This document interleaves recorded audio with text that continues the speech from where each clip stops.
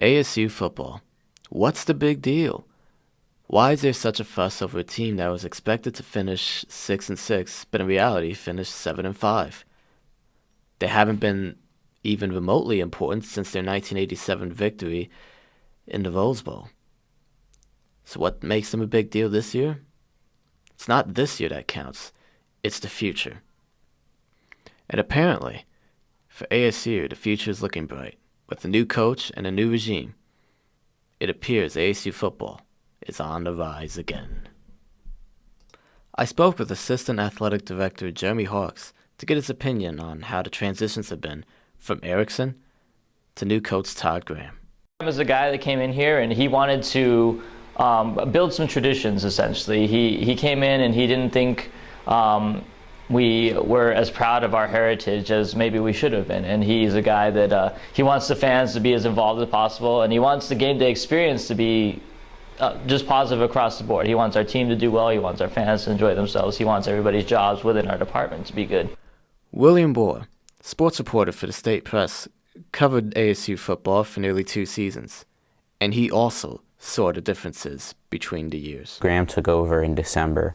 Discipline has been one of his main talking points, and you can see that on the field with the lack of penalties that the team has committed. The team committed 114 penalties for 930 yards. Last year, it was 104 penalties, but 1,037 yards. Did fans know the changes as well as Bohr did? Fans have responded pretty well. I think you get the diehard fans that are happy to see the changes in the discipline and the new culture of the program.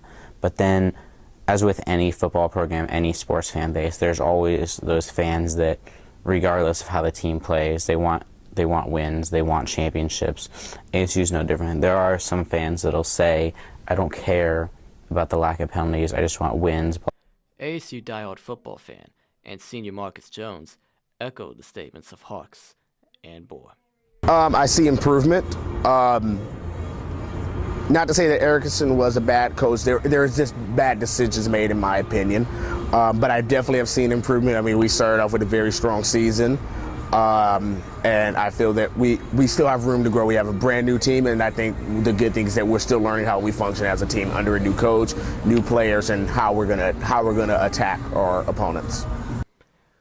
But with the stunning season and how it ended, with disappointing losses, among them to UCLA at the Homecoming Bowl, did they view this season as a success?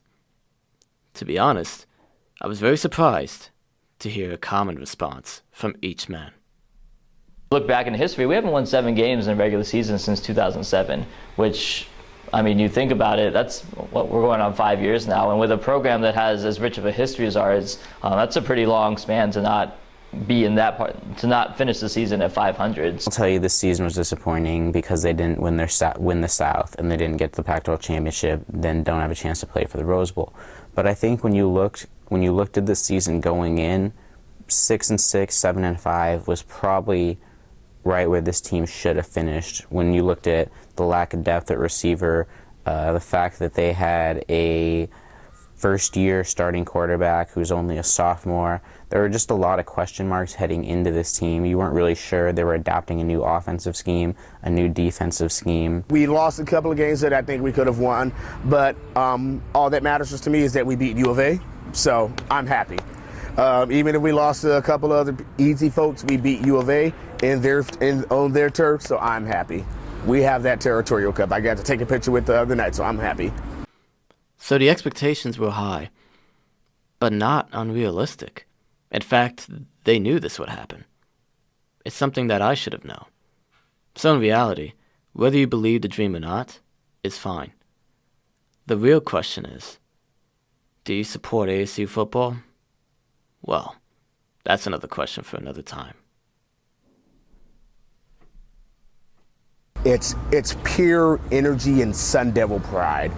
It's 70,000 fans who are all here for the same goal, to play football. Whether we win or lose, I think we're all still there to enjoy that Sun Devil pride, to enjoy the Sun Devil experience of cheering our team on to a victory. And even if we do lose, we're still there to support them, that it doesn't matter, that we are here for you. We are all a big Sun Devil family. It's not dead. We're not just there sitting in the stands, just sitting there looking dead, just like, woo. It's go Devils, loud and rowdy. That's what I love about our game day.